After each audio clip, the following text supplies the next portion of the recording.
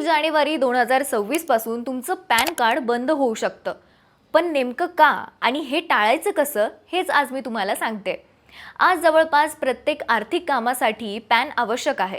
पण CBDTच्या नवीन नियमांनुसार ज्यांना ऑक्टोबर 2024 पूर्वी आधार एनरोलमेंट आयडीवर EID तात्पुरता पॅन मिळाला होता आणि अजूनही त्यांनी पॅन आधार लिंकिंग केलेलं नाही, त्यांचं पॅन 1 जानेवारी 2026 पासून निष्क्रिय होणार आहे. पॅन बंद झाल्यावर बँक अकाउंट, डीमॅट, FD, कर्ज, प्रॉपर्टी खरेदी सगळं अडकणार. TDS सुद्धा जास्त दराने कापला जाईल. म्हणून एकच उपाय आहे, आत्ताच पॅन आणि आधार लिंक करा. त्यासाठी www.incometax.gov.in या साईटला भेट देऊन लिंक आधारवर क्लिक करा किंवा SMS करा UID PAN 567678/56161. बस तुमचं आधार लिंक होणार.